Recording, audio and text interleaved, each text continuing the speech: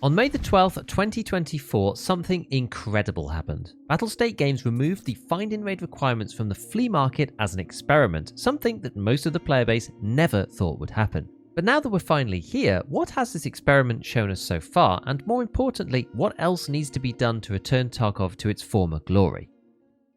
Almost exactly 1 year ago, I made a video about the find and raid system. At the time, it was a hot topic, and like many voices in the community, I believed that although find and raid was useful to solve a certain set of problems, it had too many downsides to justify its continued existence in Escape from Tarkov. For context, it's important to understand the three main issues that find and raid was brought in to resolve in the first place. These were, firstly, buying your way through quests, as beforehand, the flea market allowed you to simply purchase any item and hand it into the traders to complete a task. Secondly, trader flipping, where players with above average progression were able to print money incredibly easily by using their access to higher level traders to sell sought after items to those without access, primarily ammo and attachments. This had the knock-on effect of ending the early wipe incredibly quickly. Nowadays, this is partially resolved through the use of a different mechanic, which is the flea market bans, and for the record, I think these are an incredibly good idea by the way, but it would still jump us from the early game to mid-game super fast. The final one is hatchlings, short for hatchet runners. These were players that would run through the map with nothing but their secure container and a melee weapon on them, grabbing the highest value items that they could to place in the secure container, only to die and sell the items on the flea, with very little lost and everything to gain. Find and raid stopped this by preventing the secured items being sold on the flea market on death, and with the trader values often far lower than the market, this practically ended hatchet running.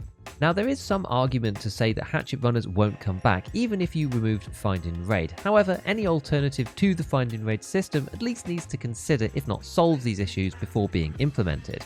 So what we have today during this experiment is a simple removal of the find and raid requirement for the flea market specifically. This brings through some really cool benefits that haven't been seen since its introduction, the first and probably the most important one being the ability to sell other players' gear back on the flea after killing them and taking out their stuff.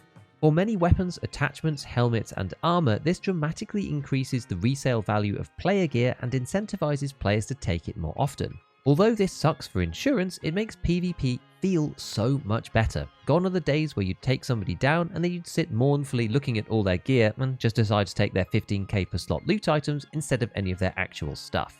The change in satisfaction here cannot be overstated. It makes a big difference to how the game feels to play and win in those key battles, and is also far more intuitive. You want it in raid, so why shouldn't you be able to sell these items?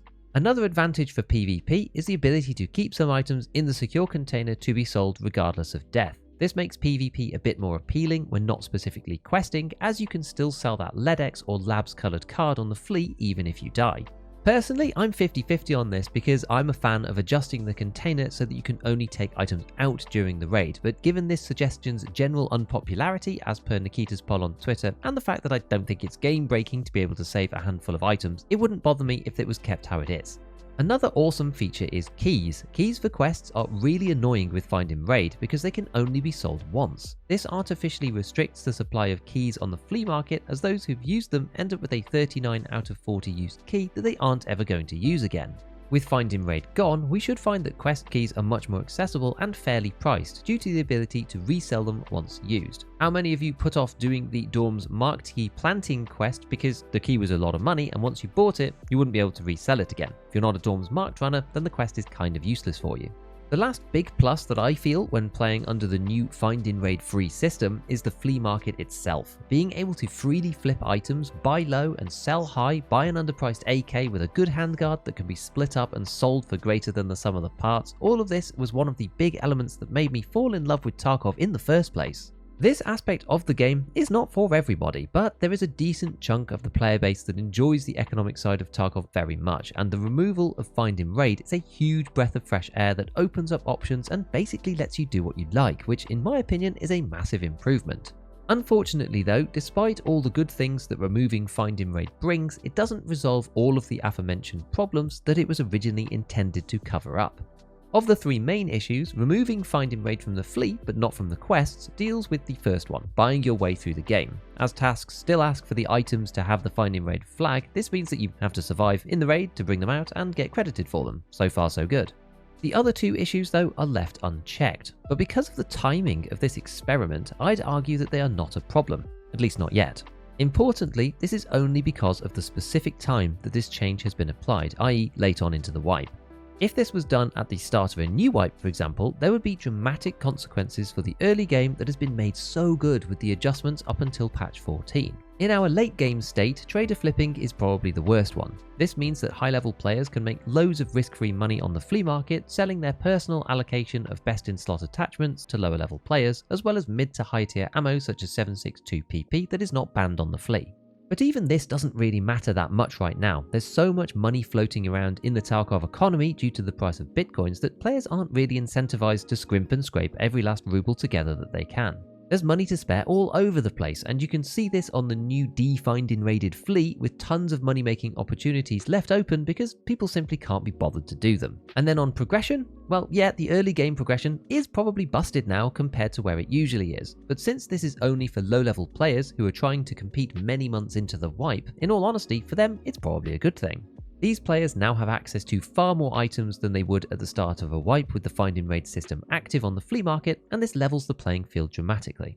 This whole deal with timing is the reason that hatchlings aren't an issue either. Some people will probably do it, it's just human nature, but those who are still playing 5 months into patch 14 likely have very little need to run naked, and those that do need to do it are probably not playing Tarkov anymore this wipe. All of this is why the removal of Find and Raid at this specific time appears to have had no downsides at all. Well, because it doesn't. Not really anyway. But trader flipping, progression, and hatchlings are very likely to be a much bigger problem at the start of a new wipe when players are far more hungry for rubles. I think it's fairly obvious to see that the early game progression in particular, which was broadly agreed upon to be very good in this latest patch, would be critically hampered by leaving the fleet open in the way that it is now. Some of the biggest problems are likely to be the intermediate ammos that are decent but never got banned as they aren't endgame, such as 7.62 PP, 300 Blackout CBJ, and FMJ for the MP7. You don't find these in massive quantities in Raid, which made them very expensive when Find and Raid was active, which is what put people off from buying them in the first place. But as they are available on the traders, players will simply jump to these rounds as soon as they hit the flea, as long as there are enough players ahead of them that can buy them and turn them for a profit, which will happen very quickly. To that end, I still think that we need a system of some kind to prevent the resale of trader items on the flea market. Find and Raid is way too cumbersome, but not having it there is going to destroy the early game. My original proposal from a year ago does in fact still stand on this point, a new flag called Not for Resale. This would be items applied to purchases from the traders, and it only gets removed when a player outside of your party extracts from a raid with that item. Under this system, getting the gear back insurance should retain the flag, as should surviving in raid with your own gear, as well as swapping it with a teammate. The only real loophole here, I believe, is cheesing into the same raid as a friend, i.e. not being partied up, and trading kits. However, this is quite hard to do now because of the regionalization of server selection. Even if you could consistently get into each other's raids, it would still be fairly time consuming and not risk-free either, and I just don't think many people would be bothered to do it.